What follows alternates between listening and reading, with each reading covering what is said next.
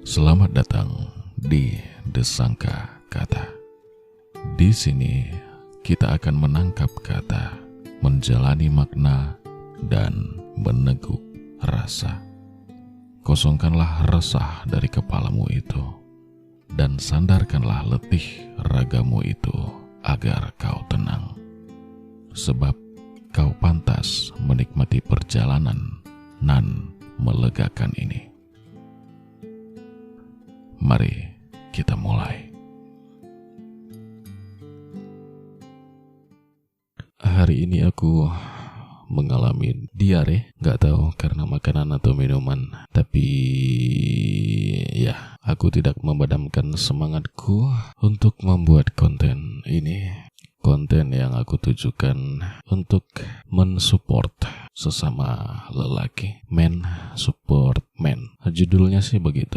Mudah-mudahan tujuannya tercapai. Dan malam ini aku ada mendengar kabar bahwa terjadi perselingkuhan lagi. Perselingkuhan yang dilakukan oleh suami. Dia jajan-jajan begitu sampai akhirnya akibat dari jajan-jajannya itu dia memperoleh penyakit dan dia menularkan penyakitnya itu kepada istrinya. Ini memprihatinkan. Ini sesuatu yang sangat tidak enak untuk dibahas sebetulnya karena ya begitu memilukan. Si suami jajan, kemudian dapat penyakit, kemudian dia menularkan penyakit itu kepada istrinya. Kesan pertamaku ketika mendengar berita ini tentu kesal marah kepada si suami. Apalagi kabarnya diceritakan bahwa si suami sempat tidak mengaku dan meski sudah ketahuan, pada akhirnya dia tetap merasa tidak bersalah. Tetap merasa angkuh, tetap merasa perkasa, padahal dia sudah berpenyakit. Ya, sebagai laki-laki aku tentu mengharamkan perselingkuhan, apalagi sudah menikah gitu ya. Dan tidak ada sama sekali toleransi dariku terhadap peselingkuh itu. Apalagi si laki-laki ini jajan berulang kali, tidak pernah mengaku, sampai akhirnya si istri mengalami sesuatu tanpa dia sadari. Dia mengidap gejala-gejala tertentu, dan ketika ditanya suaminya nggak ngaku. Setelah dipastikan ke dokter, si suami tetap tidak mengaku.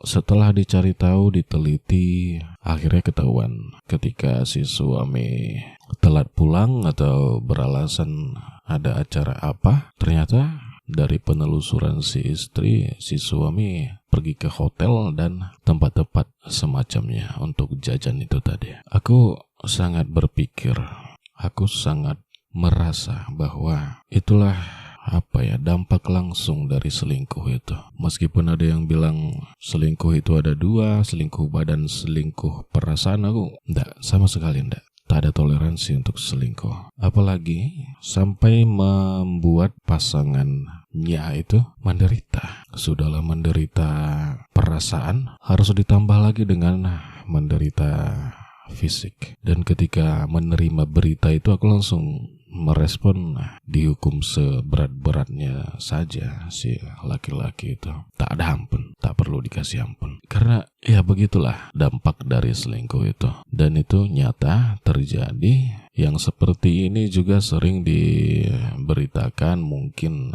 kebanyakan orang sudah pernah melihat beritanya atau postingan tentang itu. Seperti itu. Harusnya itu mengubah. Harusnya berita atau peristiwa yang kita ketahui semacam itu tadi, itu harusnya menjadi pelajaran, menjadi sesuatu yang bisa kita pakai supaya kita tidak ikut-ikut seperti itu gitu. Tapi terus saja berita tentang perselingkuhan itu disiarkan, dikabarkan. Selain karena memang selalu laris, ya banyak orang yang bersimpati, banyak orang yang berbela rasa, sehingga konten-konten seperti itu memang selalu viral. Tapi kalau memang tidak bisa mengubah orang, dalam hal ini laki-laki gitu ya mungkin pelajaran yang paling pas diberikan untuk orang-orang yang tetap selingkuh, tetap jajan begitu, ya penyakit itu tadi. Karena kalau sudah diterimanya penyakit pada kelaminnya itu aku rasa malu karena pasti menyebar berita tentang penyakitnya itu. Kemudian rasa minder, rasa bersalah semua akan bersatu berkumpul menyerang dia. Dan itu akan menyebabkan trauma yang dalam barangkali. Dan entah kenapa, mungkin karena marah aku melihat tingkah laku orang seperti itu, aku merasa ya memang seharusnya kau terima itu gitu. Dan kalau ada teman atau orang dekat yang aku dengar selingkuh gitu, aku langsung ilfil, langsung malas untuk berteman dengan dia gitu. Tapi ya dengan aku mengucapkan lagi dampak dari perselingkuhan itu, mudah-mudahan kalian yang laki-laki berpikir ulang setiap kali mau selingkuh, setiap kali mau jajan. Bayangkan itu terjadi pada kalian. Terima kasih sudah setia menikmati episode perjalanan ini bersama-sama. Semoga kalian nyaman sampai di tujuan. Akhir kata, aku Desangka Kata, teman perjalananmu menangkap kata, menjalani makna, dan meneguk rasa. Pamit undur diri dari ruang dengarmu. Sampai jumpa di perjalanan berikutnya.